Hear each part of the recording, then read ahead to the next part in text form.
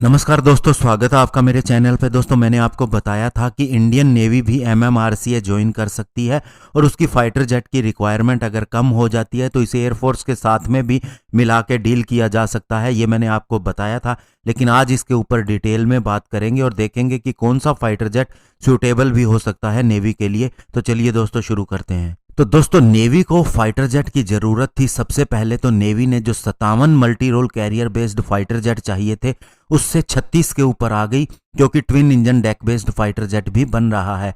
उसके बाद में अब वह चाहती है कि गवर्नमेंट और इंडियन एयरफोर्स उसकी मदद करे फाइटर जेट को सिलेक्ट करने के लिए, और ये फाइटर जेट ऐसा हो जो दोनों के बीच में कॉमन हो, ताकि बहुत सी RFI या अन्य प्रक्रियाएं जो होती हैं इसके अंदर, वो उसके अंदर ज़्यादा समय ना लगे और दोनों का एक ही प्रक्रिया से फाइटर जेट सिलेक्शन हो सके।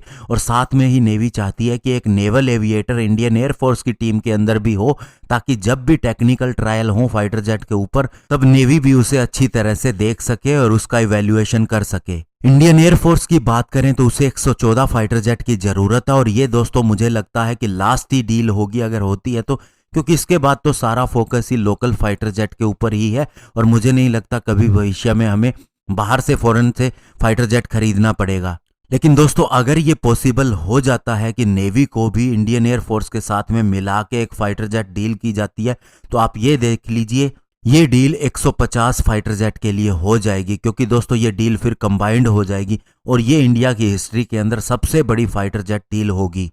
लेकिन ये पॉसिबल तभी है अगर इंडियन एयरफोर्स इसे सहमति देती है। तो दोस्तों, बात आती है कि कौन सा फाइटर जेट सिलेक्ट किया जाएगा। तो पहली बात तो ये है कि वो फाइटर जेट जो कि कैरियर बेस्ड ऑपरेशन भी कर सकता हो और नॉर्मल एयरफोर्स के ऑपरेशन भी कर सकता हो, उसे ही इसके लिए सिलेक्ट किया जाएगा। और दोस्तों, इंडियन नेवी इंडियन एयरफोर्स अगर साथ में जाते हैं तो इससे दोस्तों जो फाइटर जेट इंडियन एयरफोर्स नहीं सिलेक्ट करती या नहीं चाहती, तो ऐसे में दोस्तों नेवी भी उससे हट जाएगी और फालतू में जो उसे स्क्रूटिनाइज करने के लिए या फिर उसकी प्रक्रिया देखने के लिए, वेंडर को देखने के लिए सारी चीज़ों का समय बच जाएगा।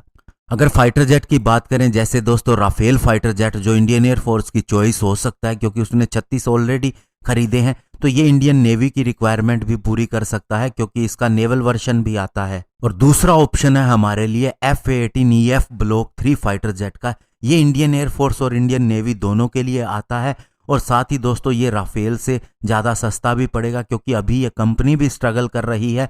पहले तो इकोनॉमिक स्लोडाउन जो हुआ है जो कोरोना वायरस की वजह से, और ऐसे में दोस्तों ये हमारी मदद भी कर सकती है हमारे AMC फाइटर जेट को बिल्ड करने के अंदर, ये इस बात के लिए कह भी चुकी है। इसके अलावा साब के ग्रिपन नेवल वर्जन का भी ऑफर था, लेकिन ये दोस्तों अभी पेपर के ऊपर ही है, ऐसा फाइटर जेट बना नहीं है। और दूसरा सिंगल इंजन फाइटर जेट को हमने ऑलरेडी रिजेक्ट कर दिया था जब ADA ने LCA नेवी MK2 प्रोग्राम के लिए ट्विन इंजन फाइटर जेट का ऑफर दिया था, और उसी के साथ ही twin engine deck based fighter jet का भी ऑफर दिया था, और इसे अभी अप्रूव भी कर दिया गया है। और इसके अलावा दोस्तों अगर बात करें लॉकहीड मार्टिन के F-21 की, तो ये कभी भी नहीं सिलेक्ट होगा, क्योंकि नेवी और एयरफोर्स के लिए कंबाइंड फाइटर जेट इनके पास जो ऑफर के लिए है वो है F-35A और F-35B या फिर F-35C, जो दोनों को ही सूट करेगा। और साथ में दोस्तों कहीं ना कहीं ये राफेल के कॉस्ट से कम भी पड़ सकता है, लेकिन टेक्नोलॉजी ट्रांसफर और अन्य मुद्दे जो इसके अंदर आते हैं